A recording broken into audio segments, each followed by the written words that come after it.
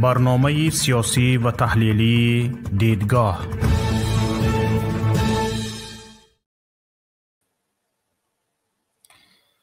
تماشاگران عزیز سلام و از یکایک شما خواهش میکنم که اگر اینجا صدای ما را بشنوید لطفاً در چت یوتیوب بنویسید تا ما برنامه را آغاز کنیم.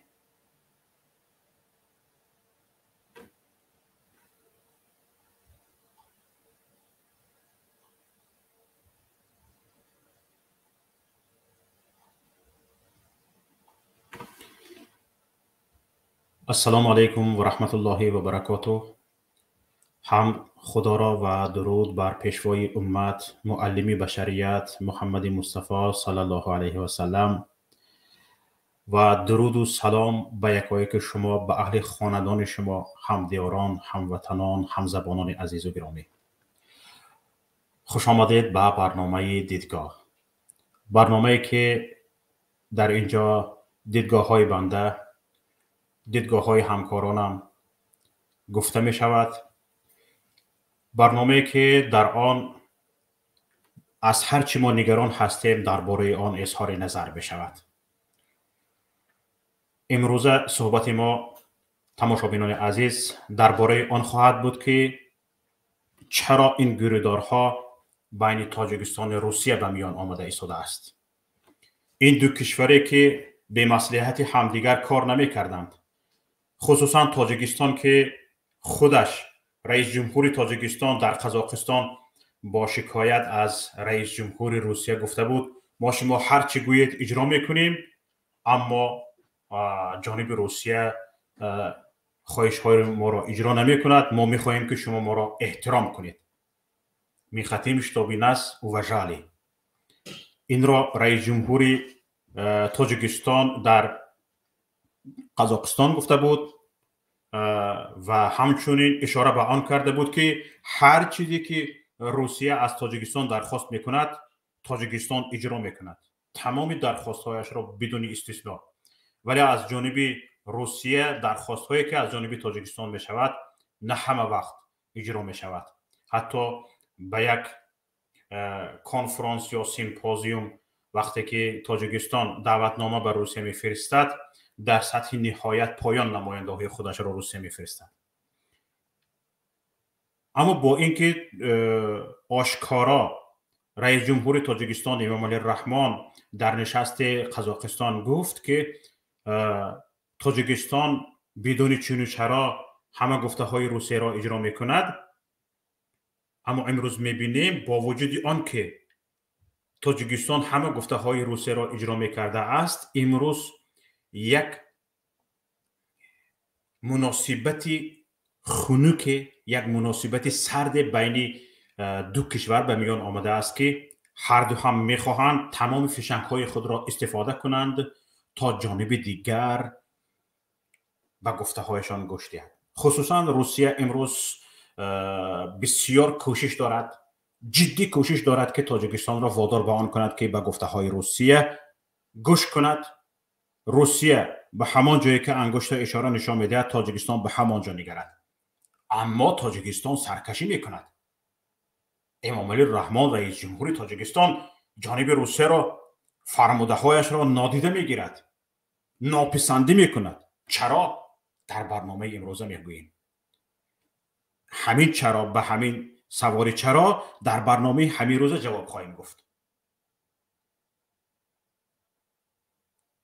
ببینید کوشش چند کرته حکومت پوتین برای پیوستن اتحادی و عضویت اتحاد اقتصادی اوراسیا، پیوستن تاجیکستان به ناکامی تمام شده است.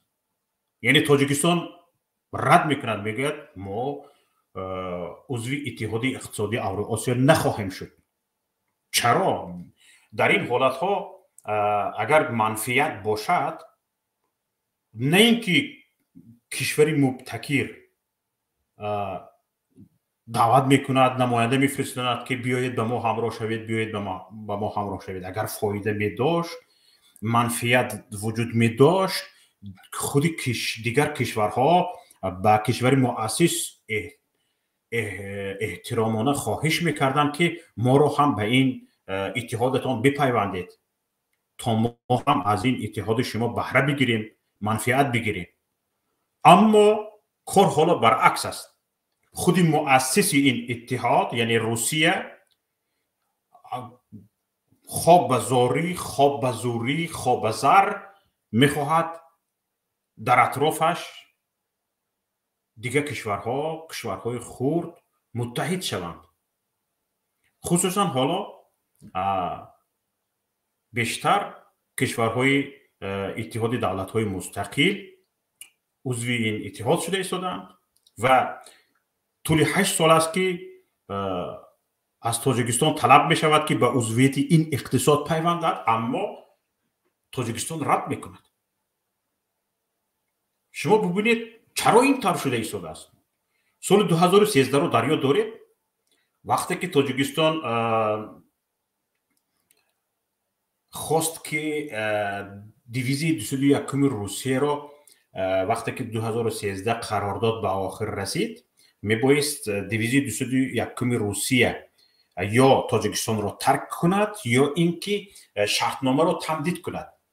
اما تاجیکستان در همون شب و روز یک کمتر حکومت تاجیکستان میخواست برای اجاره دیویزی 201 روسیه در تاجیکستان یک مبلغ کلان $1,000,000 شرطنامه بندد،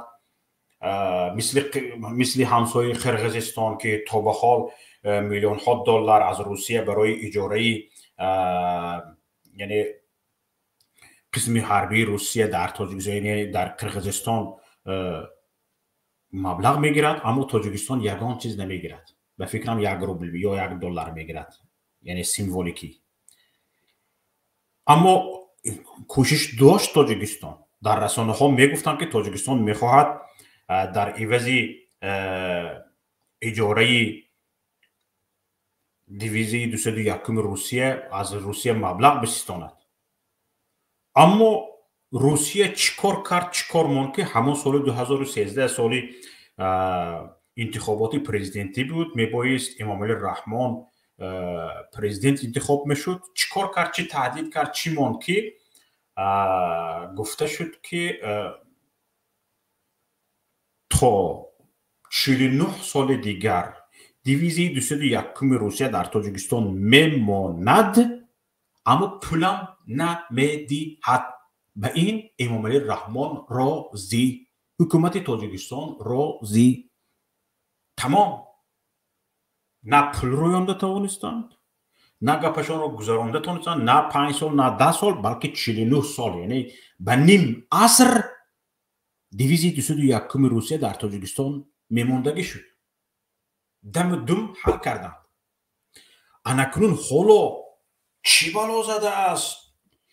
چی حادثه روی داده است؟ چی شده است که امامعلی رحمان یک باره گپ نادرا شده مانده است؟ گوش نمی کند. با شیف شدگی بسیار من چی میگوید از همین کردارهای امروزی رئیس جمهور در تعجب هستم. ببینید سرگئی لاوروف به تاجیکستان رفت. برای چی رفت؟ فکر میکنید برای چی رفت؟ در دو جا سرگئی لاوروف برای چی رفتنش رو در تاجیکستان در صحبتش اشاره هم کرد. در دو جا.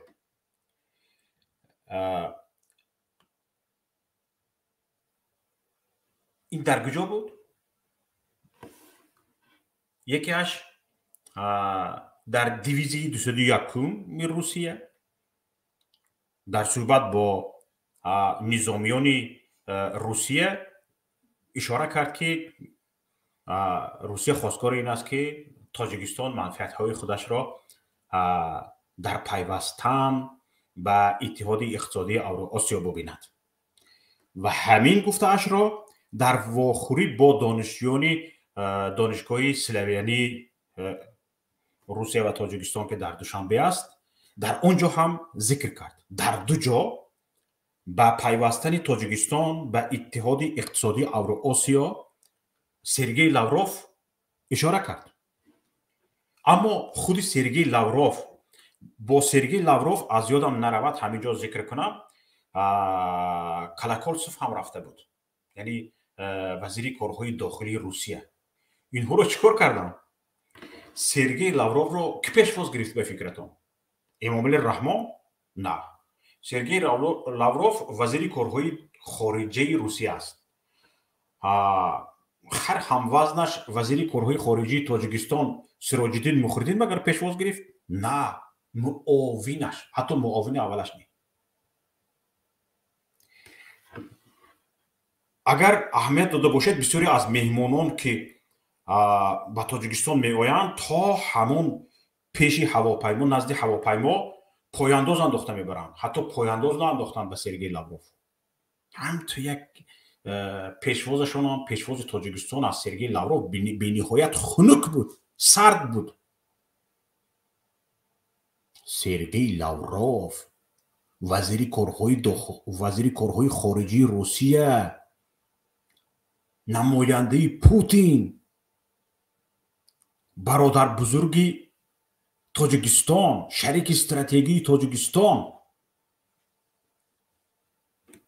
اکثر به اینان که تمام سیاست های تاجیکستان را روسیه معین میکند و این پوتین است که امامعلی رحمان در سر وظیفه ایستاده است. به همین گمان هستند اکثریت. اما لاوروف میرود اینقدر خنک پیشواز میگیرن، کلاکولسوف رو میگیرن، به خوجان گسیلش میکنن. هیچی گپ نه، کلاشنی.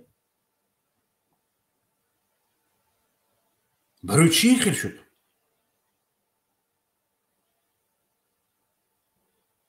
شما چی اندیشه دارید تماشابینان عزیز؟ حتما فکرهای خود را جمع کنید. من اینجا فکرهای خودم را میگویم، شما فکرهایتان را جمع کنید. به شما هم میدان داده می شود، آماده شوید. خواهید به رقمی که در پایین نوار نشان داده شده است زنگ زنید. خواهید توسط لینکی که در پایین نوار نشان داده شده است به استودیو وارد شوید. حتما به گفته های شما گوش میدهیم، نظرهای شما را هم میشنویم. اکنون شما نگاه کنید، 2 مرتبه سرگئی لاوروف در وقت سخنرانیش به پیوستن تاجیکستان به اتحاد اقتصادی اوراسیا اشاره کرد و برای چی رفتنش به تاجیکستان رو هم گفت. پیش از رفتن سرگئی لاوروف به تاجیکستان در روسیه بازداشت‌های تجمعی این مهاجران سر شده بود 2 هفته و 3 هفته پیش و حالا هم دوام دارد. امروز ما در برنامه پیام نیوز خبر دادیم در این باره از گفته کاربران شبکه‌های اجتماعی که حالا هم دوام دارد. اما ببینید، پیش از آن که لاوروف به تاجیکستان رود و به گپش امامعلی رحمان را راضی کند و با عضوی اتحاد اقتصادی اوراسیا شدنش وادار کند، اینها نشان دادن که دیدی سال 2013 چیکار کرده بودیم. این مهاجران را فشار میبیاریم، و این مهاجران فشار میبیاریم. همین که اینها تاجیکستان رفتن تو دیگر پرزیدنت بودن نمیتوانی، همینها قبرتون میکنند و دیگه این رژیم شما دوام نمییابد. در تاجیکستان شاید انقلاب به میان بیاید. این اشاره ها به همین بود. برای همین وقتی که لاوروف رفت با همین بشارت رفت، یا قبول میکنی یا نه. اما جانب تاجیکستان چیکار کرد؟ گوش نکرد. شاهین صمدی سخنگوی وزارت کارهای خارجی تاجیکستان در صحبت با خبرگزاری تاس گفت که تاجیکستان عین زمان مسئله عضویت احتمالی در اتحاد اقتصادی اوراسیا را بررسی نمیکند، بررسی نکرده ایستاده است و هم نه در صحبت سراج‌الدین مخردین وزیر کارهای خارجی تاجیکستان با سرگئی لاوروف و نه در صحبت امامعلی رحمان رئیس جمهوری تاجیکستان با سرگئی لاوروف وزیر کارهای خارجی روسیه درباره پیوستن تاجیکستان به اتحاد اقتصادی اوراسیا یگان گپ نبود. گپ درباره بیشتر مهاجران بود. شاهین صمدی این رو میگوید.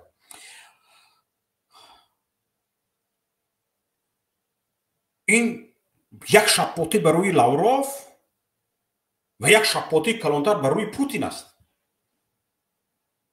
یعنی سرگئی لاوروف به تاجیکستان رفت، از تاجیکستان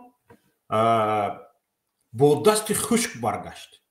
یعنی امیدی که داشت یک پل پوچک شد. ببینید، یعنی پاسخ رسمی شاهین صمدی خیلی درشت بود. از زبان دیپلماتی اگر نگاه کنیم خیلی درشت بود. او رفت به امید برآمد کرد، در دو جا در سخنش گفت، لیکن شاهین صمدی گفت که نه، این کار نبود. یعنی این از اون درک میدهد که دوشنبه، یعنی تاجیکستان، یعنی امامعلی رحمان، حکومت امروزه،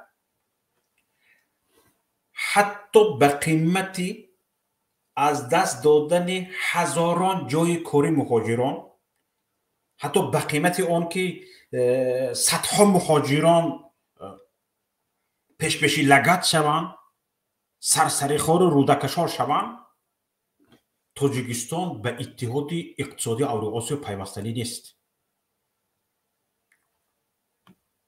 یعنی همه تاجیکستانی ها را پاسپورت های روسی دادگیش را کشیده گیرد، شهروندی تاجیک ها را در روسیه انولی رو کند، همشان را گسیل کند به تاجیکستان. هم تاجیکستان حالا به این قریبی فکری پیوستن به اتحاد اقتصادی اوراسیا را ندارد.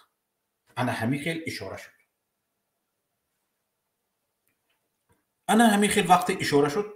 خواهش میکنم مدیراتورونی که هستید هر گونه حقارت و دشنام یا تأخیری که میشود از چتی یوتیوب بردارید. خواهش میکنم مدیراتورها فعال باشید.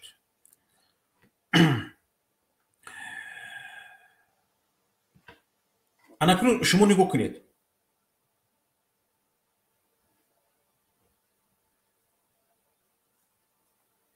درباره چگونه پیشواز گرفتنی سرگئی لاوروف گفتم،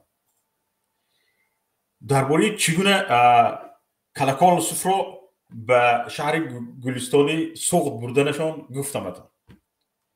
این حالکه همین مناسبت، مثلا گریم یک مهمان رو این است که نمیخوایی به خانه رهش بدهی، از همین آستانه گپش میگوید گسیلش میکنی. مثل همین خیلی کردن، هم سرگئی لاوروف رو، هم کلاکالوسوف رو.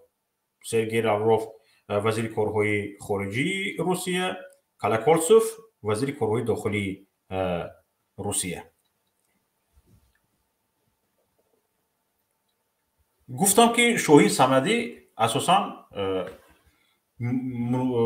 صحبتی، ملاقاتی هر دو نهاد روسیه رو در تاجیکستان بیشتر به شرایط مهاجران ربط داد. یعنی بیشتر درباره مهاجران گپ رفتگی است از روی گفته شاهین صمدی. اکنون شما نگاه کنید، این دو کس همین کارتگی کرده، رفتن کلانیگری کرده که انا حاضر امامعلی رحمان از وظیفه رفتنش میترسد، از این انقلاب میترسد، همه گفتگوان رو اجرا میکند. اما چیکار کردن؟ دو دست در بینی به مسکو برگشتن هر دوش. خیر گفتم نگیریستند و خلاص. حالا چند روز است من سرگئی لاوروف برگشت، کلاکالوسوف برگشت، چند روز است به دهانشون گپ نآمده است.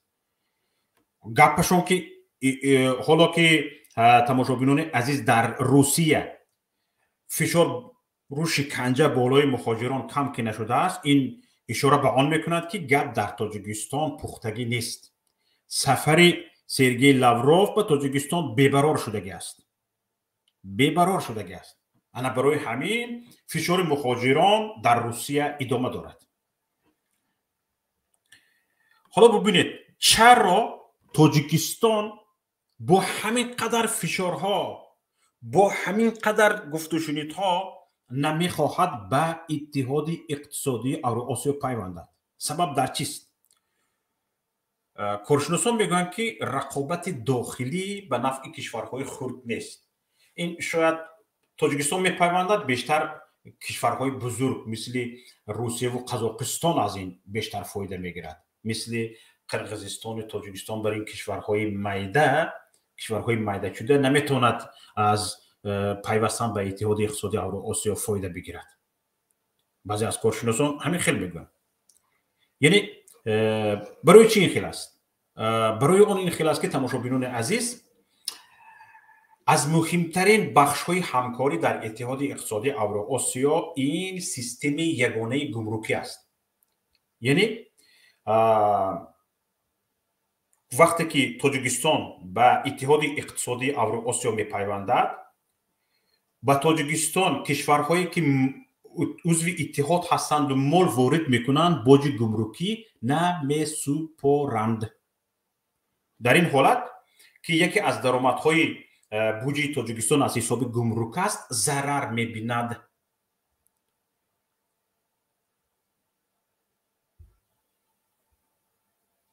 یعنی چیزی دیگر این است که اگر از کشورهای عضو با تاجیکستان فرض کردیم تاجیکستان عضو اتحاد اقتصادی اوراسیا است، با تاجیکستان مال وارد شد، اگر عضو این کشوری مال وارد کرده با تاجیکستان عضو سازمان باشد، یعنی ضرورتی به رسمیت دراری مالش نمیماند. یعنی ضرورت ندارد که مالش را به رسمیت درآورد. در یک کشور عضو مال را استحصال کرده است، میتواند در دیگر کشورهای عضو برد مالش را بدون هیچ باج و خراج برده بفروشد، وارد کرده بفروشد. اکنون از اینجا کی فایده میبیند؟ این همکاری برای کشورهایی که در آن استحصالات قوی میباشد فایده میبیارد. یعنی استحصالات داری، بازار پیدا میکنی. تاجیکستان عضو شد، یعنی 10 میلیون دیگر استفاده برنده تو زیاد میشود. تو اگر استحصالگر باشی، یعنی جانزنی جانکنی روسیه هم حالا در همین است که بدون هیچ باج خراج مالهایش که حالا در چی است؟ در بلاکاد است، در تحریم جهانی قرار دارد، بدون هیچ باج خراج برد به تاجیکستان بفروشد. در این حالت استحصالات هم ارزان می افتد، یعنی نرخ استحصالات هم پست می شود. و وقتی که به تاجیکستان مال وارد شد که باج خراج استحصال کننده باج خراج نسپارید، مال که ارزان وارد شد ارزان فروخته می شود. مردم فایده می بیند. مردم یک مال را اگر به 10 سوم میخریدگی باشد به 7 سوم میخریدگی می شود، به 6 سوم یا جایش بیاد به 5 سوم، یعنی به 50% نرخش میخریدگی می شود. از اگر تاجیکستان مثلا گریم از دست دوم سوم میخریدگی باشد، یک خریدار در بازار تاجیکستان از دست یکم شاید میخریدگی میشد یا از دست ماکسیموم از دست دوم. یعنی پریکوب شیکا کم میشوند، باج خراج کم میشود. در این حالت تاجیکستان به یک بازار خودش که استحصال ندارد به یک بازار تبدیل مییابد و همه میتونند مالش را بدون هیچ باج خراج سپردن عضو اتحاد برده مالش را در تاجیکستان بفروشد. از این که فایده میبیند مردم، لیکن بودجه تاجیکستان ضرر میبیند. حالا میگویم که چقدر تقریبا بودجه تاجیکستان ضرر میبیند.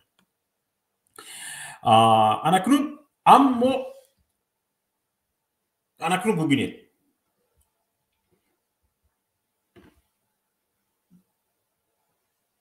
یک رقابتی اگر همه عضو اتحاد استحصال کننده باشند، یک رقابت سالم هم به میان میبیاید.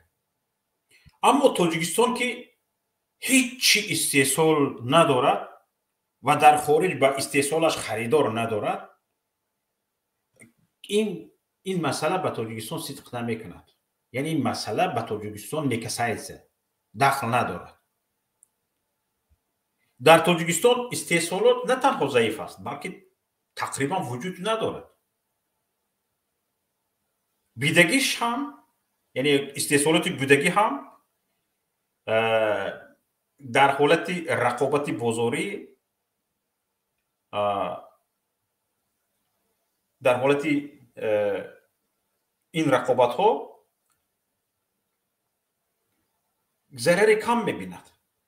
اصلا اینقدر واهمه میکردگی گپ هم نیست که اینقدر ضررش واهمه میکردگی هم نیست.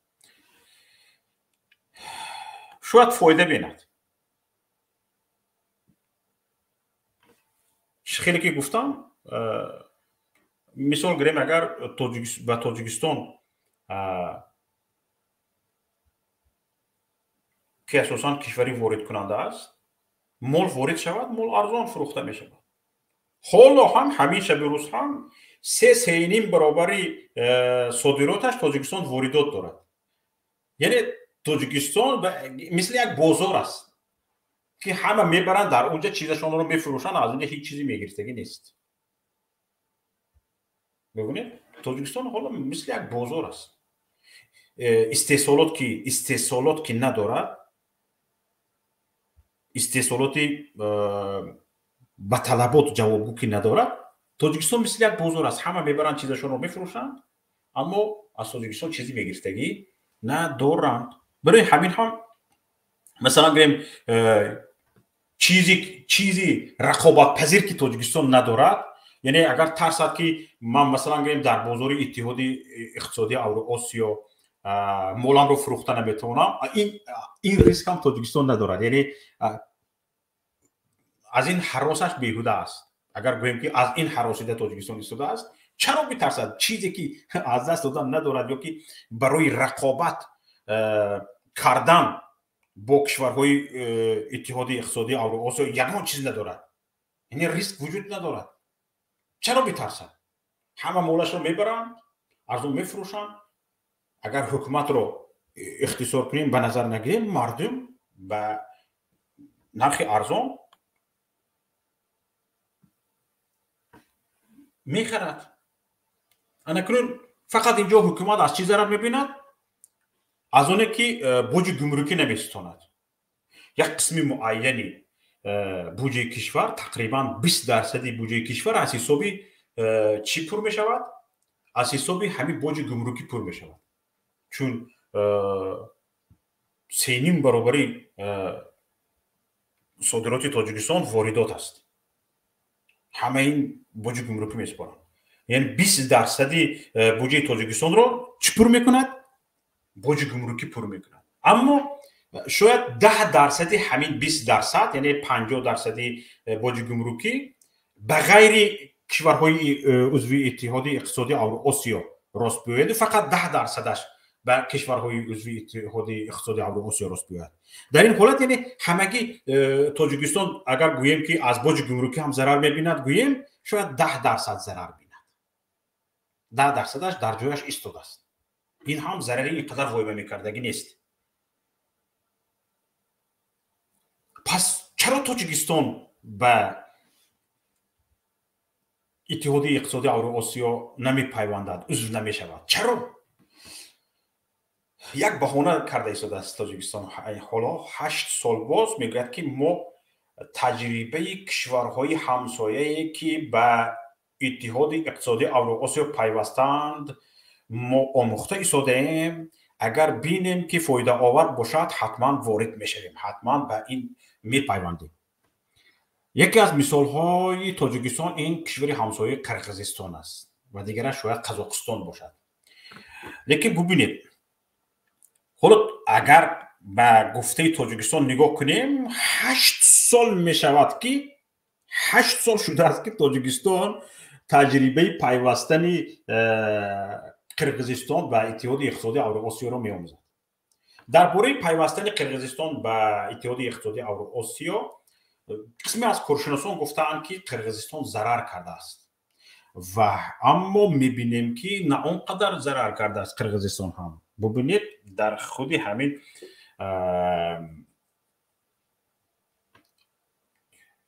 یعنی صادرات سر و لباس سر لباس پختگین عموما نه همچون اشیاء خام بلکه در همون سر لباس قرقیزستان خیلی پیش رفت. هزارها هزار دوزنده رو به جای کار تامین کرد هم در قرقیزستان هم در روسیه و حالا خیلی به همین کشورهای اتحادیه اقتصادی اوراسیا قرقیزستان سر لباس صادرات میکند و اونقدر هم قرقیزستان ضرر ندیده است. و قزاقستان یک کمتر کارشناسان قزاقستان میگن ما ضرر دیدگی هستیم، ضرر میبینیم، اما در قزاقستان هم نه اونقدر همین گپی ما ضرر دیدگی هستیم بلند است، چون که کارشناسان خیلی بزرگی هم در این باره گفتند که نه قزاقستان هم از عضوی اتحادیه اقتصادی اوراسیا بودنش خیلی پیش رفته است، خیلی فایده دیده است. اکنون ببینید قرقیزستان هم نه اونقدر ضرر دیده است، قزاقستان هم نه اونقدر ضرر دیده است، بلکه فایده هایشان از ضرر هایشان بیشتر بوده است. اکنون برای چی تاجیکستان اقلا مثل قرقیزستان بوده نمیتوانسته است، نمیپیوسته است؟ کسانی که وارد شدگی هستید خواهش میکنم صبر کنید، من گپم رو تمام کنم حتما صحبت میکنیم. چی کمی دارد تاجیکستان از قرقیزستان که قرقیزستان توانست از عضو اتحادیه اقتصادی اوراسیا باشد اما تاجیکستان نه؟ بیاید ببینیم که فرق اقتصادی تاجیکستان و قرقیزستان چی است. حالا چند سال اخیر، یک دو سه سال اخیر مناسبت تاجیکستان با قرقیزستان خوب نیست. شاید اینها همش ساختگی هستند، گپ بین خودشان. شاید از روسیه پنهانی مناسبت ها هست بین قرقیزستان و تاجیکستان. این حکومت قرقیزستان میدونه، حکومت تاجیکستان میدونه، چون که اینها از اول همکار بودند. به طور قاچاق نفت که از روسیه به قرقیزستان همچون عضو اتحادیه اقتصادی اوراسیا بدون باج گمرکی می آمد، اینها به طور قاچاق به تاجیکستان وارد میکردن، از تاجیکستان به افغانستان برده میفروختند. حالا به گپ های این بیزنس، این تجارت ادامه دارد، یک کمتر مشکل تر شدگی لیکن ادامه دارد. فقط این جنگ و تلاش ها، خونی چند کس میریزد، 40 کس 50 کس میمیرد، فقط برای بر روسیه نشون دادن که مناسبتشون نیست. مال روسیه را آبولای نکرده ایستاده اند، همه چیز در جایش. شاید این خیلی ورسیه ها هم وجود دارد. اما از روسیه که جاسوس هایش در دنیا یکمین میستن، در جای اول میستن، این گونه سیرها رو پنهان کردن خیلی مشکل است. نمیدونم بکنم عقوبتش رو بخیر کنم. اکنون بیاید کسایی که در قرقیزستان تجارت دارن میگویند که آزادی اقتصادی که در قرقیزستان وجود دارد 101ش در تاجیکستان وجود ندارد. از 101ش در تاجیکستان نیست. آزادی اقتصادی که یعنی بیزنسمن، تاجر، استحصالگر در قرقیزستان آزاد است، آزادانه استحصال میکند، آزادانه میفروشد، آزادانه به بازار جهانی میبرد، آزادانه به اتحادیه اقتصادی اوراسیا میبرد، مالش را میفروشد. در تاجیکستان چی؟ در تاجیکستان همه این گونه بیزنس های سر درآمد مونوپولی است، آزاد نیست. مردم به استحصالات رو آورده نمیتواند. وقتی که مردم به استحصالات رو آورده نمیتواند، بیزنس مونوپولی است. چی میشود؟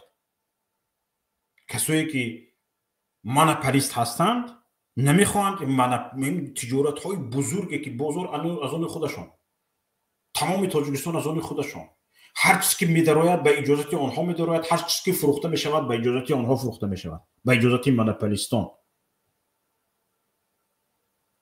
آیا همین مناپلیست راضی می شود که یک نفر از کشور بیگانه بیاید آزادانه به تاجیکستان درآید، به بازار تاجیکستان وارد شود و مالش را بفروشد؟ دم نه دم نه، به یک کس دالیه تیم نه، حق فلانی را تیم، کلان را تیم نه، اکر دهم نه، تغر تیم نه، می برود پول به کیسه میزند برآمده می رود. همین به مناپلیستان تاجیکستان خوش می آید یا نه؟ نه. حالا در تاجیکستان همین عادی‌ترین سوداگر در پهلویش یک نفر دیگر آورده یک مال مانند به همین مالش را فروختن را سر کند، به بینیش گفتیم ما اشتها اچق میبراید.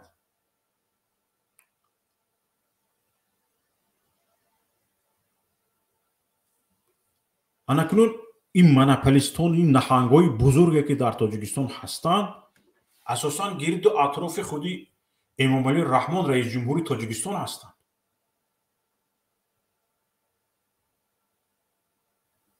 گرد اطراف خودی پرزیدنت هستند. من برای همین وقتی گفته شدن ما فایده و ضرر پیوستن به اتحادیه اقتصادی اوراسیا رو آموخته ایستاده‌ایم، ما به فکری ما این اونقدر گپی راست هم نیست. نخواد 8 سال باز آموخته شدگی نباشید. نخواد آموخته شدگی هستید. چی ضرر دارد، چی فایده دارد، آموخته شدگی هستید. کی فایده میبیند از پیوستن به اتحادیه اقتصادی اوراسیا در تاجیکستان؟ این هم آموخته شدگی است. اکنون بیاید فهمیم که چرا رئیس جمهوری تاجیکستان امامعلی رحمان، حکومت تاجیکستان برای پیوستن به اتحادیه اقتصادی اوراسیا ضدیت کرده ایستادند. با وجود اینکه پاسپورت گرفتگی 700,000 مهاجر تاجیکی در روسیه پاسپورت گرفته است، یعنی پاسپورت روسی گرفته است، پگاه یا بس فردا امکان دارد که انولی رود شود. این احتمال وجود دارد، این خطر وجود دارد که همین 700,000 آدمی شهروند تاجیکستان که 2 شهروندی گرفتگی یا 1 شهروندی دارند و شهروندی روسیه گرفتگی هستند، شاید شهروندیشان برهم داده شود. این احتمال وجود دارد. شاید 30%، 40%، 50%، شاید 70-80% وجود دارد. همین احتمال هست و روسیه بارها نشان داده است که از جوده این کار میبراید. من گفتگیش رو، پاسپورتش رو از دستش کشته میگیرد، خودش استرداد. بود نبود، بودگار بود. زمین نبود، شدگار بود. ادا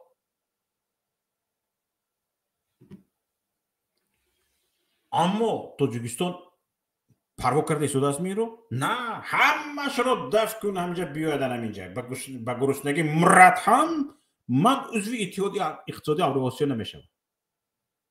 چرا؟ برای آن که از پیوستن به اتحادیه اقتصادی اوراسیا شاید مردم ملت فایده بیند. به نرخ ارزان غذایش رو میخرد، به نرخ ارزان پوشاکش رو میخرد، به نرخ ارزان خانه‌اش رو بنا میکند، خشت میخرد، از همین پروفناستیل سر کرده تا گپس کارتون و همه این چیزها ارزان شده میرود. خصوصا چوب از روسیه میبیاید، مثلا گریم کوبش اگر فلان هزار باشد نیمی نرخش به فروماده میرود، چون که به یگان کشور یگان باج نمیسپارد، خراج نمیسپارد، یگان مصرف های قیدی یعنی به رسمیت ضروری ندارد، میبیاید میفروشد، پولش رو میگیرد میرود. اون البته مصرف هایی که برای راه میکند اختصار میکند، به ارزان میفروشد، داشته نمیایستد، از این مردم فایده میبیند. اما بازار از دست مناپلیست ها گرفته میشود. مناپلیست ها کی هستند؟ اطراف رئیس جمهوری تاجیکستان، نفران نزدیک به رئیس جمهوری تاجیکستان. یعنی بگذار ملت به گرسنگی مرد، بگذار 700,000 تاجیکی که نو پاسپورت روسی گرفته انکنون از غمی پتنت کنو رجیستراسیا کنو قید بودو باش کنو پتنت سپور پولی پتنت سپور انکنون نو برآمده است با میگردد جمشید روشن میشد از سر نو ایره پروا ندارد. در تاجیکستان بگذار مردم تاجیک یک خلطه ارد قزاقستان یا یک خلطه ارد روسیه را به 250 300 سومانی میخردگی باشن 150 سومون نشود و بگذار 400 سومون ببراید. از این پروا ندارد چونکه دیگه منپلیست بازار داشته است و در دستش داشته ایستادن نمیتونه. او میگوید که تو عضو اتحادی می بله دفشم میگوید جای خالی کن منم به من هم جاتی من مالا من برده فروشم. این بعد اطراف رئیس جمهور اهل اویلش گفته میتونن که به استحصالگران قزاقستان و استحصالگران قرقیزستان و روسیه گفته میتونن که نه اول ما به آوردن میتید از دست ما میگذارد ما خودمون میفروشیم شما به ما میفروشید ما به مردم میفروشیم. این گپا گفته نمیشود دیگه همین منپولی کردن ها از بین میرود. مردم از منپولیست خلاص میشود. مردم که رو به بهبودی آورد مردمی رو به بهبودی آورده مردمی که کیسش پول میبینه مردمی که آزاد در اتحادی اقتصادی اوراسیا رفته مولش رو فروخته میتواند رفته بدون برسمیت ضروری کار کرده میتواند بدون برسمیت ضروری مال فروخته میتواند باج نمیسپارد خراج نمیسپارد. مثلا گریم میوه تاجیکستان به روسیه میرود باج خراج نمیسپارد گمرک پولی نمیسپارد میبرد مالش رو فروخته آمده میگیرد دیگر دستی یکم برده فروخته آمده میگیرد. تاجر هم از این منپلیستو خلاص میشد. با وجود همین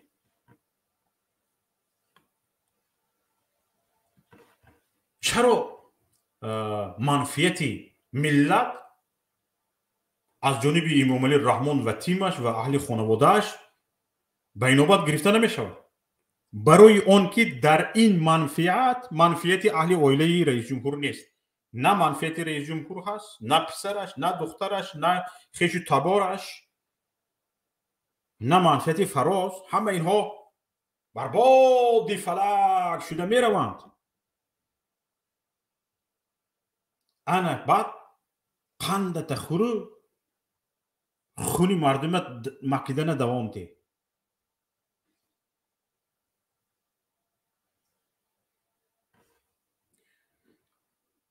حالا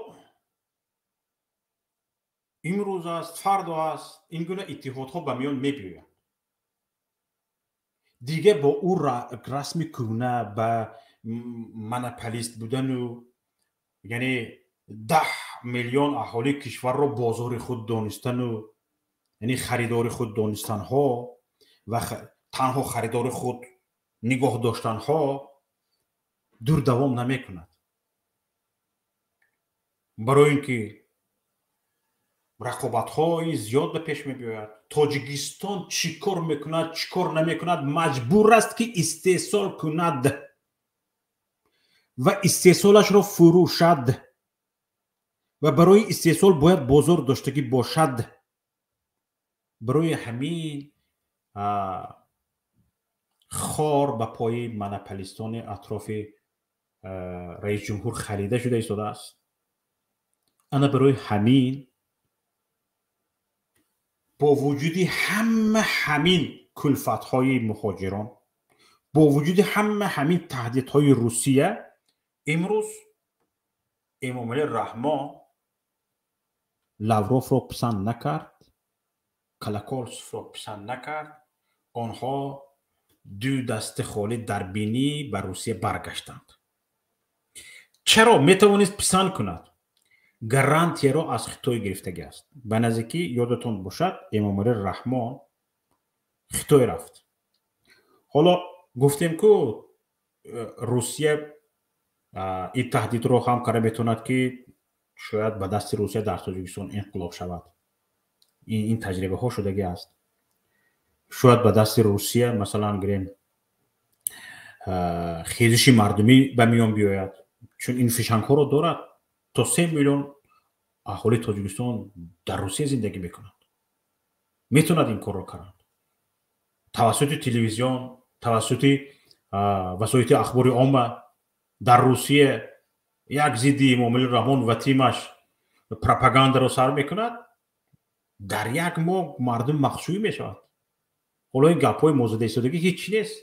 پروفسیونال ها میبرن گپ میزنند و چی میشه احوال امامعلی رحمان؟ بد میشود. اما امامعلی رحمان که وقتی به خطای رفت، این رو من نگفته ایستادم، در سایت خاور هم هست، در بسیار رسانه ها هم نشر شد.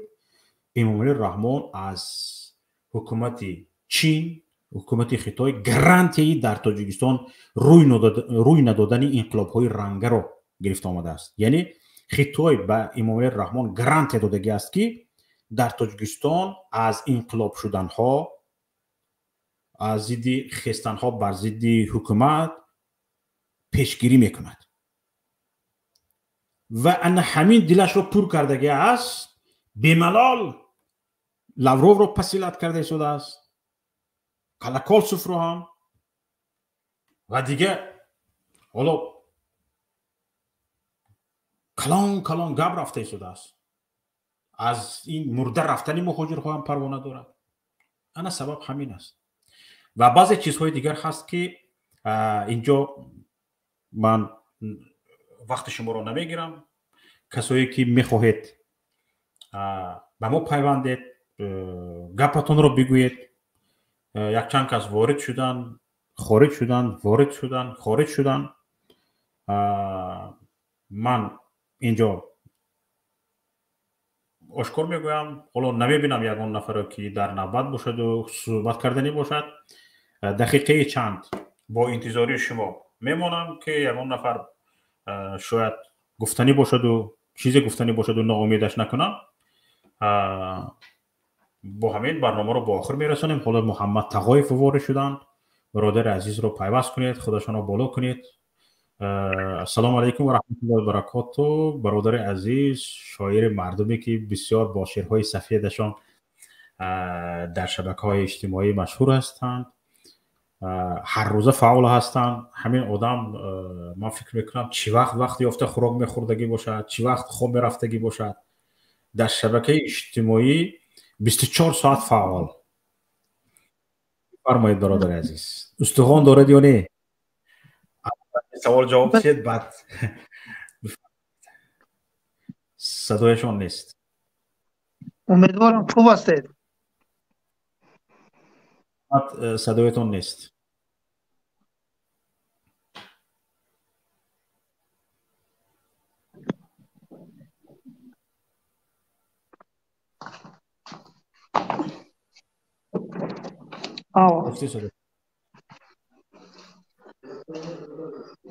صدا هست؟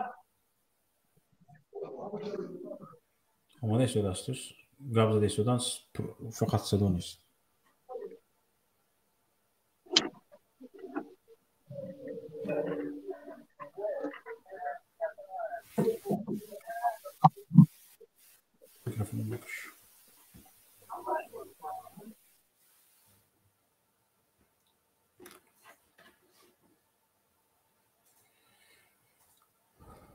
یک صدای برادر محمد تقایزاده نامد، متاسفانه. وارد شوان صدا داره؟ صدای محمد در افیر بود است، فقط این بود است که ما نمیشنویم. محمد برادر عزیز وارد شوید، صداتون رو در افیر میشنوند، فقط صدای شما با من نمیبیاید. حالا شاید از اینجا پیوست کنم. نه اینه بین کلون کرده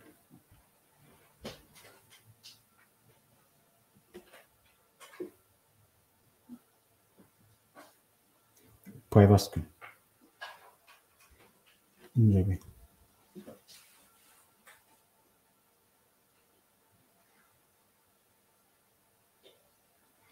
هموطن بفرمایید. سلام علیکم. بفرمایید. سلام علیکم و رحمت الله و برکاته. صدا هست؟ هموطن محمد رو بلوک خودشون رو تنها محمد. سلام علیکم و رحمت الله و برکاته. محمد. و علیکم السلام و رحمت الله و برکاته.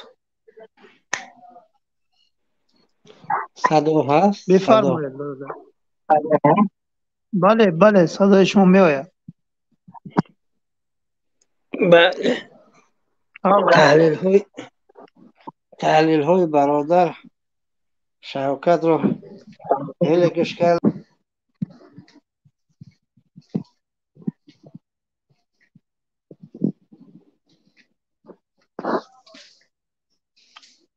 صدا گم شد.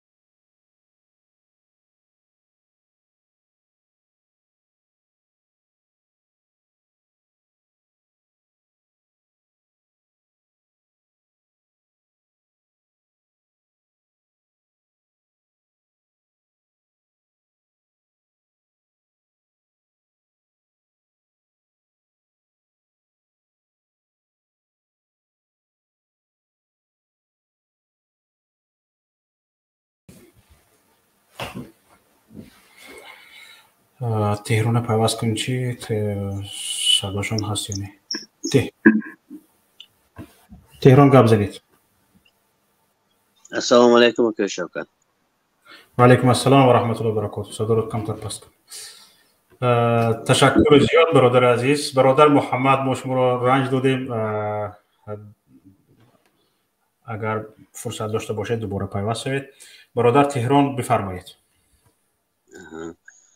من یک چی را گفته نبودم برای همه مهاجران. من من هم مهاجر هستم. همین روز همین سحر یک نفر نزد من آمد. من گویم کافه به کار میکنم. کار من کافه آمد. همون لباس هایی که از همون طرف از اوکراین آمده گویم از همون آمده همین روز آمدم گفت. بعد من به سوال داد که تو از کجا؟ من از تاجیکستان. بعد شهروندی کجای داری؟ گفت شهروندی همینجا. من شهروندی دارم، شهروندی روسیه دارم. بعد گفت تیاری تبین. گفت ایول. با گفت ماه ایول یعنی بعد از یک ماه دیگر. هم یعنی چی گوییم مهاجر رو همین خیلی چی داره گرفته میبرن گفته به جنگ با من گفتم من وای ندارم من خدمت کردگی نه در حقیقت من خدمت کردگی نیست نه تاجیکستان و نه روسیه و همین خیلی که خدمت حربی گذاشتگی نیستم من گفتم وای ندارم وای обязанность ندارم گفتم بعد میگه که فرق ندارد گرفته میبرد همه گفت و همین باور میکنید من از خودم نمیترسم مثلا گرفته برد مثلا تقدیر چیز گوییم که وای نه یگان جای ترس نیست تو نه که میگو با ما همه گفت که تو فرق ندارد تو داری обязанность داری نداری گرفته میبرد گفته یک میدانید یک زرخنده بورین یکی چی تهدید آمیز باور کنید تهدید آمیز یک زرخنده که و میبرد همین خیلی گفته گپ زد من یک عجایب برای من یک عجایب بوده مثال همین چیزا من بسیار میبینم از هر گویم که کانال های مخالفینی مثل خود روسیه هم از مثل دوشت میبینم از نستش ویریم هر کجا گویم که چیزا همین خیلی انفرماسیون های گویم میگیرم مثال میبینم و میکنم این اومده من به همین خیلی گفت یک با گفت شما نسام هم دیلی همین خیلی یک تهدید آمیز من به گفت که تیار شد ماه ایول به میبره گفته ممکن یگان چیز دارن در پیش چی گوییم یگان نقشه دارن به فکرم یگان نقشه دارن شاید این رو پیشگویی کرده نمیشود شاید داشته باشن این رو شاید ناراحت کرده میشود نه البته این گوییم نه البته نمیترسیم گویم یگان جای ترس ویش نیست نه که همین خیلی اکن این چی گویم جنگ است دیگر اینش این خیلی میگوید یک تاش راست میگه یک تاش دروغ میگه که یک تاش برای هر کس هر خیلی میگوید نه که برای مردم خودمو همین خیلی من به همین خیلی گفت همین روز اگر باور کنید که شوکت همین روز من به همین خیلی گفته همین روز همین سحر این خیلی گویم که چیز مثال من یگان دروغ از خودم یگان چیز بافتن و از چی کردن برای من چیز مثال فرون وارد شدن اونها رو هم گوش کنید برادر محمد تقوی زنده باشید تشکر زیاد برادر سلام باشید محمد تقوی فوپایان برادر محمد بفرمایید سلام علیکم و رحمت الله و برکاته و علیکم السلام و رحمت الله و برکاته عذر بی‌عدد از شما برادر عزیز هیچ گم نه آقای شفقت جان امیدوارم خوب هستید تشکر به شما بفرمایید من همه تحلیلاتون رو گوش کردم باید مردم تاجیک فوراً به وطن برگردن من یک سال پیش نوار کرده بودم که باید مردم به وطن برگردن هموطن میبرن نیست و نابود میکنن هم خاطر شاعر گفته است که ملکی بیگانه هزار زاره کنی از ما نیست جگرت را به خدا پاره کنی از ما نیست قهرمانانه زهر آفت و هر آسیبش کودکش گیری و پیشتاره کنی از ما نیست یا جانب مادر که دلش می سوزد گریه چون کودک گهواره کنی از ما نیست بهر آبادی این ملک که زما بیزارند تن خود خسته و آواره کنی از ما نیست بکنی گرچه مقیمی که بخشش بکنی گرچه تلاشه که مقیمی گردی بار دیگر تکرار میکنم بکنی گرچه تلاشه که مقیمی گردی چاره گر اندیشه صد چاره کنی از ما نیست یعنی شهروندی گرفتن فایده ندارد بله خسته گردیده و محکم پوری ناآرامی دل ماتم زده غم خواره کنی از ما نیست دل ماتم زده غم خواره کنی از ما نیست به همین خاطر اکای شفقت باید این مردم برگردن. شما درباره تماجن سایوز گپ زدید. همه مردم روان انشالله همین ظالما یک باره شوند بعد تماجن سایوز خودش автоматически که میشه اکای شفقت جان باور کنید.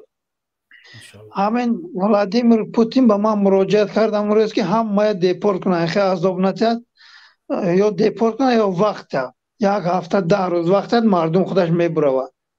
شما درست قید کردید که وای خیتای رفت است و گویا که پرزیدنت خیتای وعده داده است همه یک کسی باید بر ضدش یعنی انقلاب کند یا گردی همایی کند سرکوب میکنیم گفته اینو همشون عقل ندارن. اکای شفقت جان ایوب ایساکوف همون وای امروز افیر دارد یک نظر همونجا گوش کردم میگه که ما گردی همایی میکنیم گردی سفارتای گویا که هر یوروپایی ها با سرجم میشیم تظاهرات میکنیم. میگه برای چی اونا با ممکن بوده است مردم خسته حقش طلب میکرد ممکن نبوده است. باید ما همه کسا رویم به وطن برگردیم. 30 سال در بدره خاک بسری بس ما یا خیلی ما یکتش خودی من فرزندم به دنیا آمد 5 ساله شد ولی ندیدم اکای شفقت جان دختر چه من بله زن فرزندم از قزاقستان به تاجیکستان برادر عزیز برگشتن رفت. فرزندای ما نیمی از فرزندای ما تاجیکستان رو ندیده است. صنف 1 میخوند 2 میخوند. بله بله چه میرود تاجیکستان رو ندیده است. نه مقصد من اکای شفقت جان که هم به همین تلاش ما هم به همین میخوایم که مردم ما از ظلم و زوال آزاد شوند برای همین خلق تاجیک. آنها اینکه خودمو یا که ما خودمون میشیم ما پیش میریم ما یک تجارت میکنیم ما یک وظیفه میخوایم این کارا فکر نیست. اصلا من نیست این گپ کارو.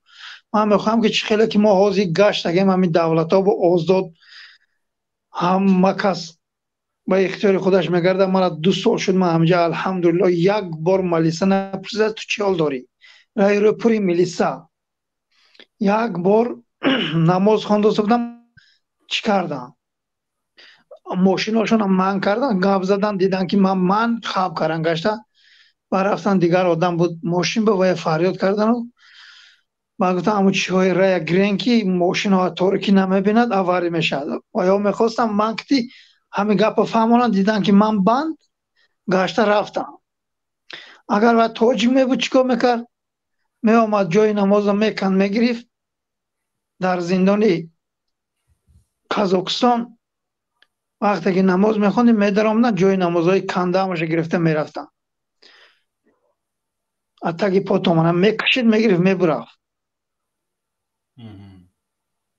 این دولت ها مسلمان نیستن. هم تو ما که من نماز خوندم نگاه کرد دو گپ زد دید که من بند گشت رفت ماشین میلیسه و آدمی پرستای نه ماشین بشش گشت رفت پیش ماشین ما رفت اون ماشین من کرد نزدیک ماشین ما من کرد ماشینش گفت که همون چیزای گریتون همون پیش چشم آدم های میزند گفت راه میمونید گفت استریلکاویا بله همونا را گریتون گفت که آواری میشود. همین گپ بود از اون آدمی همراه من فهمون که آیا مقصدشون همین بود رفتن تو من بودی پیش ما آمدن گفتن باید آدم آزاد باشد. اکای شفقت جان این چی حال و احوال است. یک از برو حقش طلب میکند خواهین زمین فروش زمینه که حجت و دلیلاش که ما به دست داریم گره همون فروختگی است. امروز ما زمین فروش شدیم و این ظالم گویا که قهرمان ملت است. نه اخی تویش ترسین نه دیگرش ترسین همه کسا بسری بلند به وطن برگردین انشاءالله این ظالمان نیست میشوند. ما مردم ما استرشته میکنیم بعد خودش تماجن سایوز میشد خو از داخل کشور کار کنه خو در خارج کشور مرحمت. همین بود اکای شفقت. سلامت باشید. روی مردم صحبت کنیم نترسین فورا باید به وطن برگشتن کار در روسیه نیستن اکای شفقت جان. تشکر که وضعیتشون تنگ میشه. سلام علیکم و رحمت الله. بفرمایید. بنده خاکی بنده خاکی گپ زنید. الو سلام علیکم و رحمت الله. مطلب اکه پس شما خوبی؟ سلامت خوبم. تشکر به شما. میفرمایید. بله برادر گفت گپای بسیار محفوظ زد، گپای خوب زد. این وطن ما نیست. خیلی که میگن 100 سال گردی در یمن بود آیه پیش من. وطن بیگناه است. روسیه تا وقتی که در وطن ما جنگ بود باید ما مینداری کنیم روسیه که ما رو راه داد. حاضر نمیخواهد ما را، نمیخواهد، میگه روید. خلقش میگه روید، شما در ما در کار نیستید. ما باید در وطن خودمون بریم زندگیمون پیش بریم به هر راهی که نباشه. برای همین همون انسان هایی که صلح خیانت کردن برای هوای ده کلمه گپ زنم علی. بله گپ زنید. کجای ای وطندار؟ تاجیکستان گریه دارد، مادر جان گریه دارد، جان و جانان گریه دارد. شهیدان زیاد دادی که آزادی به دست آری، به نام صلح از اول فریبی بزدلان خوردی. ببخشا مادر جانم، از آن رو سخت پشیمانم. ندانستم که او بدبخت خیانتکار و خونخوار است. خطا کردم به جان خود جفا کردم. نباید که سر یک میز نشست با دشمنی ایزی، ولی آن توده اوباش شیرین گفتار در ظاهر. برای صلح در اول ببستند عهد و پیمانها، ولی در کمترین فرصت شکستند عهد نامردها. خدا لعنت کند آن را که این صلح را خیانت کرد. خدایا خود تو میدانی چنین از فعل نامردها. از آن پس ابلهان ما را یکایک از وطن راندند. خدایا سرنگونشان کن که در دل کینه ها کاشتند. برای محو دین تو هزاران نقشه ها داشتند، ولی این را ندانستند. خداوند آفرد فرعون، برای هر یک فرعون گماشته کرده موسی. جوانان سعادتمند بیایید زود بر میدان، بگیرید انتقام خود از این خوبهای یابایی. بگیرید انتقام آن همه مظلوم زندانی. خدایا از تو میخواهم سعادت را، شفاعت را. خدایا تو نصیبم کن شهادت را. خدایا تو نصیبم کن شهادت را. السلام علیکم و رحمت الله. و علیکم السلام و رحمت الله. تشکر زیاد به شما برادر عزیز. سلامت باشید. شویرم گر در یمنی با منی پیش منی، بر پیش منی چو بی منی در یمنی. در یمنی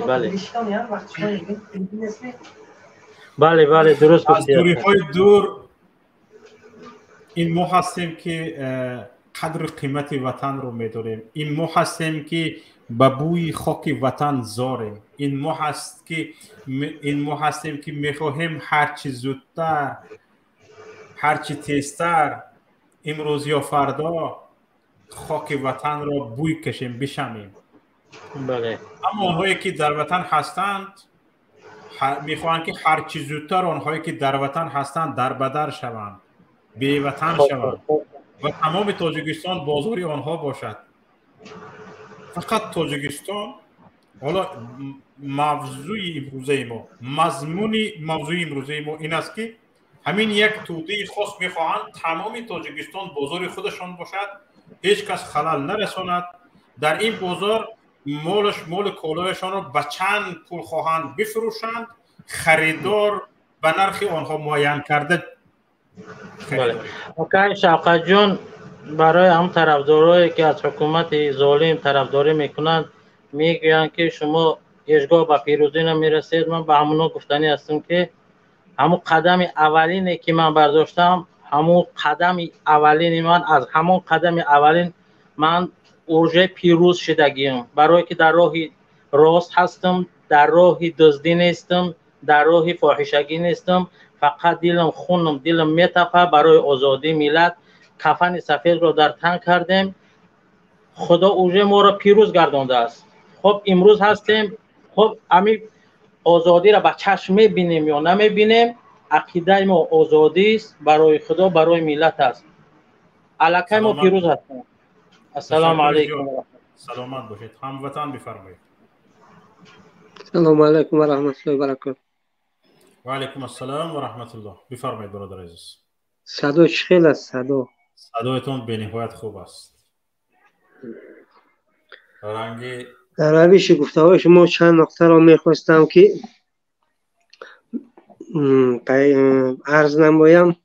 میبینم که بسیار تحلیلگران سیاسی که با تشریف وزیر کارهای داخلی و وزیر کارهای خارجه روسیه به تاجیکستان بسیار عقیده های گوناگون گفتند، ولی به نظرم چند چیزی اساسی رو بسیاری ها قید نکردن و عموما قید نکردن.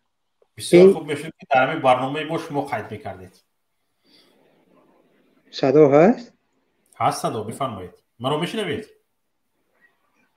ببینید، وقتی که وزیر کارهای خارجی وارد تاجیکستان گشت، لاوروف، اولین جایی که او رفت این بازار 201 و البته این نقشه کاری اونها باشد هم، ولی با فکر من هشدار دادن بر رهبریت جمهوری تاجیکستان آن است که همینها شما را سر قدرت آوردن و همینها شما را می توانند از قدرت دور نمایند. بله. کلاکولسیو را به خوجند فرستادن به اندیشه من چنین است که به فکرم نه وابسته به همه آن تیاری ها و تیاری های عاید بخطری باز هم حکومت تاجیکستان از آن ممکن وهم میکرد که شاید باید 10 نفر شاید نفری پیدا شود که کلاکولسیو را تحقیر یا یگان گپی ناخوب گوید و البته نفرانی که به قول گویند دپورت شدند، به قول گویم رنج دیدند، البته در بین آنها مرد به فکر من یافت میشد که یگان عملی غیر قانونی با گفته حکومتی و مقابل کلاکولسیو اجرا نماید. ممکن شاید چنین میشد، ممکن شاید از روی همین برای بخطری و اعتراض نکردن مردم کلاکولسیو را به خوجند فرستادن. شاید ببینید این سفرهای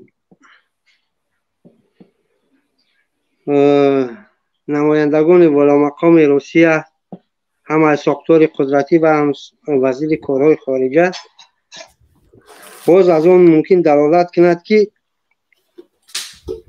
تاجیکستان نسبت دیگر جمهوری های سابق شوروی در پس گردن تاثیر تحریم های اقتصادی نه تا اون درجه که دیگر جمهوری ها به مانند قرقیزستان و قزاقستان بسیار سهمگذارند در پس کردن تاثیر تحریم ها. تاجیکستان چنین فعال نیست. ببینید مطابق بر چیز اخبار عمومی که واسطه های اخبار عمومی میگویند که بسیار بلند شده سطح سودا بین قرقیزستان و روسیه، قزاقستان و ازبکستان، ولی از تاجیکستان چنین سطح بلند دیده نمی شود و در این تحریم ها تاجیکستان نه به مانند دیگر جمهوری ها با فدراسیون روسیه به فکرم یاردم نموده ایستاده است. دیگر سمتی که بسیار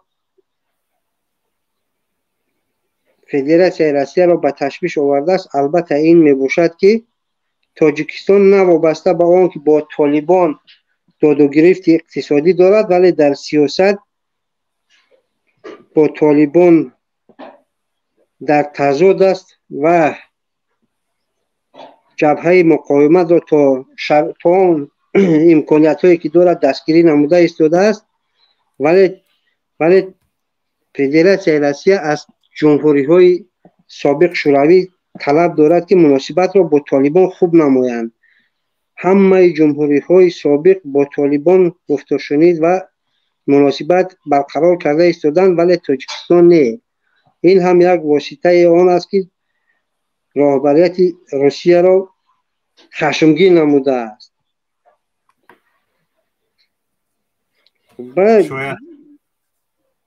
با فکرم همین عامل ها سبب آن شدند که تاجیکستان تا اندازه ای که طلبات های روسیه را پیگیری نمی کند. به قول مردم جنوب میگویند زورت به خرش نرسید، زین خرش را شکن. همین خیل شده ایستاده است. به فکرم شاید صدای من میرود نمیرود نفهمیدم. صدایتون هست، من شما را گوش کرده ایستادم. شما ما رو بشنوید؟ البته من شما را شنیده ایستادم و بلبل برین آمده ایستاده است. صدای من درسته؟ نغز است؟ خوب است صدایتون. انا به فکرم همه همین عامل ها سببگاری آن شدند که مهاجران مهنتی تحت تاثیر بی‌واسطه فاشیستی، عملهای فاشیستی قرار گرفتند. در این حالت باید حکومت تاجیکستان گرچنده که آنها را بسیار سخت پیشواز گرفت، نه تنها میگفت که ما خواهش میکنیم به این چیزا دقت داده شود، بلکه اعتراض قاطع بیان میکرد که هر یک عمل در فدراسیون روسیه نسبت مهاجران مهنتی به طور مشخص دیده برآمده شود، علاوه خصوص لاتوکوبی دانشجویان. ولی متاسفانه این یک اعتراض هم نبود، یک خواهش بود که این مسئله ها خواهش میکنیم شهروندان ما را اذیت ندهید. تمام با این خواهش ها یگان عمل اجرا کرده نمیشد. یک واکنشی در حقیقت سطح بلند در کار بود که به این عمل های فاشیستی پلیس روس باید خاتمه داده شود. اندیشه من چنین است. تشکر زیاد به شما برادر عزیز. سلامت باشید. حالا ببینید وقتی با یک دیپوتاتی روس از حزب یدینه روسیه، از حزب که این حزب پرزیدنت روسیه ولادیمیر پوتین است، الکساندر برادای وقتی با او خبرگزاری به فکرم یک روسی سوال داد، گفت که شاهین صمدی سخنگوی وزارت کارهای خارجی تاجیکستان از آن که در روسیه مهاجران را عذاب میدهند، رنج میدهند، کلفت میدهند، شکنجه میدهند، اظهار نگرانی کرد. الکساندر برادای گفت که من توف کرده که به این اظهار نگرانی یک دیپلماتچه تاجیکستان. هر یک دیپلمات گفته است با مهاجران چه خیل مناسبت کردن این کار ما است. به کار ما هیچ کس دخالت نکنه. و این مهاجر در روسیه است می؟ بله. در روسیه ما چه خیل مناسبت میکنیم با این مهاجر، این کار ما است. من توف کرده که گفت به گفته های شاهین صمدی. میبینید؟ گپ تا چه اندازه تیزتون رفته ایستاده است. یعنی با وجودی همین امام علی رحمان آماده نیست با روسیه یگان توافق داشته باشد. دخلا برای مهاجران یگان سبکی طلب شود و یا برای به توافق برسن که به مهاجران یگان سبکی پیش بیاید. آماده نیست گفتگو کنه. هر سال 1200 مهاجر تابوتش به تاجیکستان می رود. در آن سر دنیا یگان آبخیزی شد، یگان شباده شد، یگان قایق چپه شد و باشندگان این قایق که چپه شدند و وفات کردند. امام رحمان اظهار همدردی میکند. 1200 نفر مرده می رود. این 1200 نفر فقط مهاجری کاری سیاکار نیست. بین این 1200 نفر معلم هست، دکتر هست، انجینیر هست. من به نزدیکی حساب کردم فلان میلیارد دلار تاجیکستان به خاطر ترک تاجیکستان کردن متخصصان ضرر دیده است. مثلا 5 سال میخونند یک کادر رو، 11 سال در مکتب میانه میخونند، 16 سال شد می او باغچه حساب نه. با باغچه کتی 20 سال میشود می 20 سال به یک نفر پول صرف میکند، جای کاری افته داده نمیتواند، با او شغلی افته داده نمیتواند، میپرتوید میرود. در تصور حکومتداران ما همین ضرر نمیگنجد حسابش. یعنی 20 سال یک نفر رو تربیه کنی، خوانانی و او رو به معلم تامین کنی، او از باغچه سر کرده به مکتب ابتدایی، به مکتب همگانی، به مکتب میانه، به تکنیکوم یعنی آموزشگاه کسبی یا دانشگاه، اینستیتوت، دانشکده ها او را تامین کنی، به معلم استاد تامین کنی، تگی پایش را بروبی، بشویی، پرتهایش را پاک کرده بدهی، 20 سال پرورش بکنی، بعد از 20 سال میخیزد برآمده میرود. سیاست خطای نادرست اسرافکارانه اینجاست. کسی پروا ندارد که این 20 سال مصرف اسراف شده ایستاده است.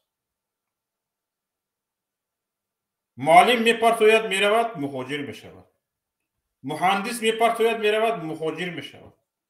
حالا نقشه برای کسانی که در خارج تحصیل کرده ایستاده اند در تاجیکستان یگان برنامه وجود دارد یا ندارد کسی نمیداند، دانشجو نمیداند. برای همین دانشجویی که در خارج تحصیل کرده ایستاده است به تاجیکستان برگشتنی نیست. چرا؟ برای آن که بالای او یگان برنامه وجود ندارد. تاجیکستان بازار است تمام، در اونجا فقط مال رو وارد میکنن، منپولی میکنن، میفروشن، تمام.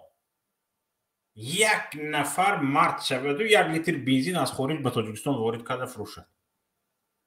اگر نمیرفتن از مثلا به 1 لیتر آب، به 1 لیتر پولی بنزین در ایران 15 لیتر بنزین میتید، یا که به 1 لیتر آب 10 لیتر بنزین میتید در ایران به 1 لیتر پولی آب.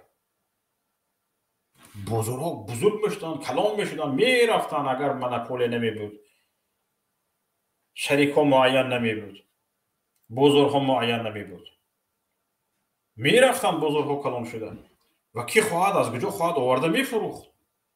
من ترکمنستان یک خطای اهالیش نزدیک به 2 میلیارد رسیده رو میخواهد با گاز تامین کند.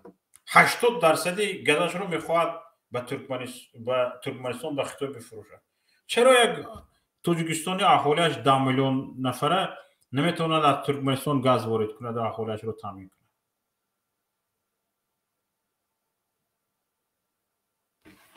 و این سوال ها کی جواب میدهد؟ خواهر چهارراست بفرمایید. السلام علیکم. و علیکم السلام و رحمت الله. تشکر به شما، بفرمایید. من مردم تاجیک و تهران هستم. من همیق منت پشت 2 هفته زیاد شده است همه رد سر شدگیشه میدونید. یگان نه بلاگر دیدم که نه یگان مبارز دیدم که زبان روسی کرده، زبان روسی کتی مراجعت نکرد. برای چی؟ رسته بشده است زبان تاجیکی عزیز شما برآمدهای برادر عزیز گرامی ما سلمان سلطانزاده رو بشنوید. در همین شبکه یوتیوب هست با زبان روسی. یک هفته یک مرتبه 2 مرتبه برآمد کرده شده است. به میخائیل میشوستین مراجعت کرد، به خودی پوتین مراجعتش برآمد. من خواهش میکنم از صفحه یوتیوب، از شبکه اجتماعی یوتیوب شما سلمان سلطانزاده رو دریافت کنید. این برادر ما بسیار برآمدهای خوب کرده ایستادند. بعضی در برنامه‌های ما شرکت میکردند، حالا هم دعوت کنیم شرکت میکنند. حالا باشد خودشون در صفحه خودشون برآمد کرده ایستادند، با پوتین گپ زدند، با سرگئی لاوروف گپ زدند. بسیار مراجعت ها شده ایستاد است. خواهر عزیز شاید شما نشنیده باشید. نباشد من ندیدم، توغرشم میگم میبخشید اگر ندیدم. پراسته مخاجره برای چی نمیبراید؟ بلاگر چرا بسیار میدانید هر یک قدم به یکتش مرده است پول جمع کنیدن، یکتش یگان چی شده است کسل شده است پول جمع کنیدن. تولکت امینش کارش هم گدایی کردن تر کردگی. برای چی زبان روسی کرده مراجعت نمیکنه؟ حق در کار نیست، مخاجره در کار نیست، پول مخاجر در کاره. کدامش کسل شود زنگ میزند التماس میکنه خواهش میکنه میبراید گدایی کردن سر میکند. مخاجره التماس برادر التماس پول جمع کنیم. یه توکل سر مردم به سر مخاجر به حاضر غم آمدگی تشویش آمدگی. برای چی نمیبرای تو؟ برای چی نمیبرای؟ یگان تد یگان بلاگرش ندیدم، یگان بلاگرش ندیدم. بلاگرها در روسیه ما ده ها زیایی ها داریم که در روسیه در تاجیکستان جای کار نیافته رفتند، در روسیه هستند. آنها میتوانند با یک زبان زیایی، با یک مدنیت بلند مراجعت کنند، به مخاجران نیز گپ را فهمانند، به حکومت روسیه مراجعت کنند. این گونه شخص ها بسیار داریم، لیکن ما یک مردم تفریقه هستیم، پروای این رو نداریم که به ملت چی می شود. این خواهر همینجا بمانید خواهر عزیز. یک نفر از واتساپ میخوان گپ زنن، با صحبت رو دوام میدیم. مالش گپ زنید. نفری که از واتساپ تلفن کردید گپ زنید. سلام علیکم و رحمت الله. و علیکم السلام و رحمت الله و برکاته. برادر شوکت جان در اینجا سیاست های بازی پی پردگی بسیار است. مردم ما این رو درک نمیکنه. بفرمایید مثال هایتون رو میگفتید، ما میشنیدیم، گوش میکردیم، بهره میگرفتیم، درس میگرفتیم. این اصلا برای با تموجن سیوز یعنی همراه کردن تاجیکستان زوروری و همش مجبور کرده است که حکومت تاجیکستان به این شامل شود. اما حکومت ما نمیخواهد اینه. برای چی؟ دزدی های خیش و تواری آنها از بین می رود. یک درست است؟ بله ما هم این رو گفتیم. بله دویم این که تاجیکستان در یک منطقه است که مردم از اینجا ترک زبان ها آنها خودشون میخواهند یک اتحاد داشته باشند، اتحاد داشته باشند و ما مردم فارسی زبان در یک تنها ماندیم. این سوء استفاده میکنند و حکومت تاجیکستان امروز که از روسیه دید که جنگ را در منطقه در یعنی بوی میدهد، اینها رو به چین گرداندند و با چین همکاری دارند و از این روزها به غضب آمده. بله این غضب روز است. حکومت تاجیکستان در بین مانده است. همچون یک چی گوییم یک در میان 4 دریا تختبند است. باز بگوی دامن تر نکن هوشیار باش. بله همین خیلی است. از این بله برادر شوکت جان، شما خوب سیاست درک میکنید، ولی مردم ما در خود روسیه، من خودم در روسیه هستم، در یکاترینبورگ، با جوانا وقتی که صحبت میکنم و ما درد دل یا چیزی آنها را میفهمم، فقط به آنها لقمه نان، دیگر اکثرشون آنها هیچ به وطن، به آینده، به ملت دلسوزی ندارم، باور کنید، چون که یک غلام حلقه برگوش شده گه این ملت.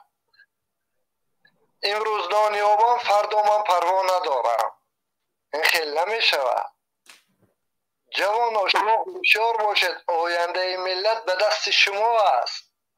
اگر شما خیلی گمراه شوید، خیلی که ما حال پدر و مادر گذشتگان ما رو میگویم که آنها به این حکومت شوروی پایبند بودن و ما رو به این روز آورده رساندن، اونها رو گناهگار میکنیم. فردا فرزندان ما را گناهگار میکنن، میگن پدران ما کاری نکردن برای ما. درست. تشکر زیاد برادر عزیز. سلامت باشید برای ابراز نظر. تشکر زیاد. برکه یابید. در دیگر برنامه‌های ما نیز خواهش میکنم فعال باشید، همین خیلی نظرهای خود را فعالانه بگویید. تشکر زیاد برادر. من میخوام ملت یک تفکر پیدا کند، جوانان خصوصا آینده ملت این جوانان با این غلامی کار پیش نمی رود. ما هم غلام رفتن میگیریم. اگر فرزند خود را دوست داری باید یک مبارزه برای جان خود را باید ما دریغ نکنیم. من یک 60 سال حیات دارم، در مسافرت در همین غربت به سر بردم. من این را تحمل ندارم دیگر. زنده باشید. خداوند در وطن جای کار یافتن و در پیش اهل و عیال و یار دیار بودن را به هر یکی ما نصیب کند پروردگار. سلامت باشید برادر عزیز. زنده باشید. تشکر برادر.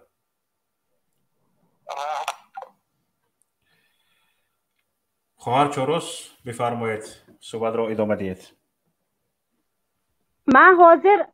من دیده استم که در تاجیکستان با کار نیسته، همه میداند چه مبارزه بردن حاضر مردم تاجیک مردن گردن گرفته راستی آمده است. حاضر تیم بالا به نزدیکی وبر سر می شود، وبر پرزیدنت ها سر می شود. برای همان هر 5 سال همین کار هسته، همه میدانند. هر 5 سال به یک وبر می شود، همین سیلا می شود، همین سیلا به همین به ترتیبی دیپارت کنی، زنی دیگر رو با سر می شود. هر 5 سال به این واقعه هسته.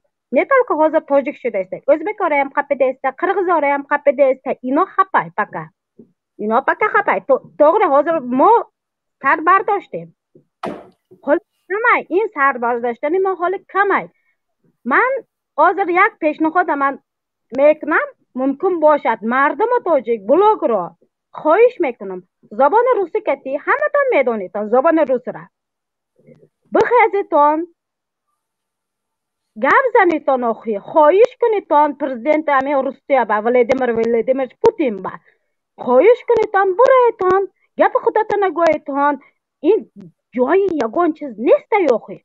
تا که زبان تاجیک گپ میزنیتان، این زبان تاجیک وجود بسه آخی. شما راسته به زندگی میکنتان بلاگ را، همه تان یک چیز باشد اکو میبرایتان اکو ولخ میکنیتان. ساعت ها کتی پرامای افر کرده، نخواد که زبان روسی کرده، کرات که ویدیو کرده ابرشی نکردن ممکن نیست. همینه مردم همین طلب کردن نمیتوند می، همین قچم عقل نمیرسد می. پول جمع کنه به عقلشان میرسد که زبانشان دو قرچ کو بلاگ را همین به عقلشان نمیرسد یا میترسد می. برای چی میترسی؟ امی بیچاره مردم پولش شیرین و وقت جشت کنی با آمدن با در کار نمی خودتان به عقل میکشیتون با این خیلی کار نمیشود پولش شیرین باشد ایکو رنگ امام علی باین این های خودش ایکو رنگ انسان باین حساب نمیکند مردم مخاجر پشت مخاجر شما روزت ندیدی استان کو حتی به شما بخیزتان سرجم شویتان حتی به کدام جای باشد میتینگ ترجمه هایکو همین زبان کتی می شود مردم سرجم می شود آلمان باشد زبان آلمانی کتی گپ می زند راستی به همین کار شده سیمه زبان روسی کتی که جمع شویتان بخیزتان التماس کنیتان خواهش کنیتان این یگان جای بیزید نیست یا خوی جنایت نیست یگان زنده باشید تشکر زیاد به شما رحمت کلان بخشید و پروسته کمتر کمین شدم زنده باشید هیچ گپ نیست بسیار خوب تشکر زیاد به شما سلامت باشید حسین بفرمایید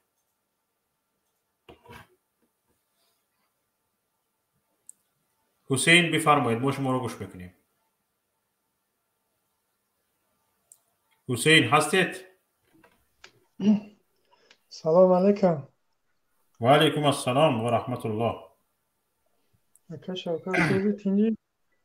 تشکر به شما حالا پیش از اون که شما سخن رو آغاز کنید از دوستان تماشابینان یک خواهش میکنم که حالا ما را تقریبا 1400 نفر تماشا میکنن اما لایک شما همگی 537 است یک غیرت کنید و لطفاً همین نفرانی که در اینجا هستید تکمه لایک رو پخش کنید تا اینکه این صحبت ما به دیگران نیز برسد برادر حسین شما خارج شدید اگر سخن کردن میخواهید از نو وارد شوید بعد سخن کرده میتونید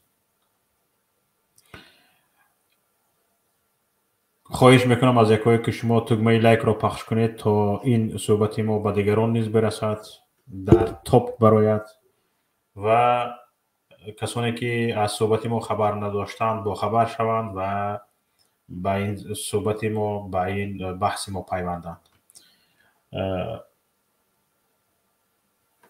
فقط پخش یک تکمه لایک به این برده میرساند که شما سببگار شوید ملت بیدار شود شما سببگار شوید این صحبت ما را دیگران بشنوند انا همین قدر چیز است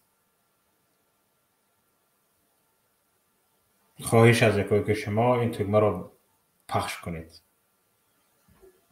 و کسانی که میخواهید صحبت کردن وقتی ما هم خیلی کم مانده است میتوانید به ما پیوندید و نظرهای خود را ابراز کنید و کسانی که میخواهید نظرهای خود را در کامنتاری بنویسید نظرهایتان را بعد تمام شدن برنامه میتوانید در کامنتاری بنویسید ما آن را میخونیم استفاده میکنیم اگر یگان مشورت برای ما دادنی هستید میخواهید کدام موضوع ها بررسی شوند کدام تیمه ها رو برداریم کدام مسئله های داغ روز رو بررسی کنیم شما میتونید در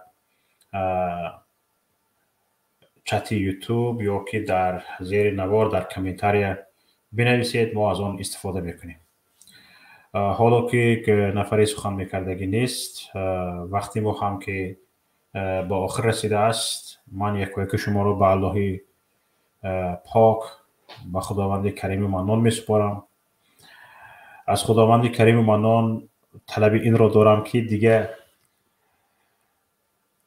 روزی رسد که ما درباره مهاجرت دیگر گپ نزنیم روزی شود که درباره پناهندگی دیگر گپ نزنیم دیگر تاجیک پناهنده هم نشود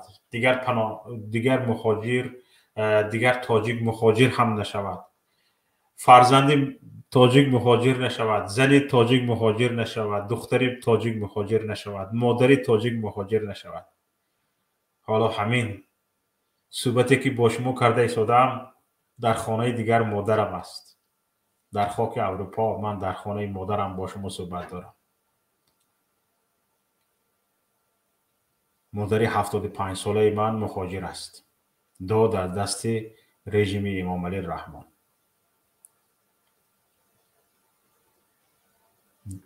تا پیران سالان را هم رحم ندارند. به این حکومت باور کردیم، یک بار فرستاندیمش، گفتن هیچ کار نمی کنند. از خانه به خانه تقایم گریخته رفت، به آنجا کفته رفتن. به خانه خاله هم رفت، به آنجا. به خانه دیگر اکه هم رفت، از آنجا. دیگر قرار نماندندش. کسلی و بیماری نگاه نکردند. رنجش دادند، کلفتش دادند. امروز این روزنامه نگار می رود با امنیتی ها، با پلیس، فردای دیگر دوربین را گرفته روزنامه نگاری دولتی دیگر می رود، حکومتی. یا همین امنیتی ها، حکومتی ها روزنامه نگار و خبرنگار شده می روند با دوربین ها، با چند دوربین ها.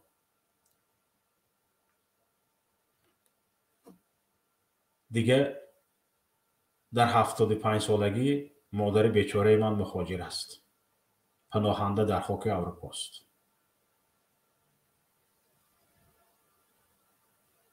این داد را به کی میگویی؟ این داد را به کی میگویی؟ خدا کند که همه با هم در وطن باشیم.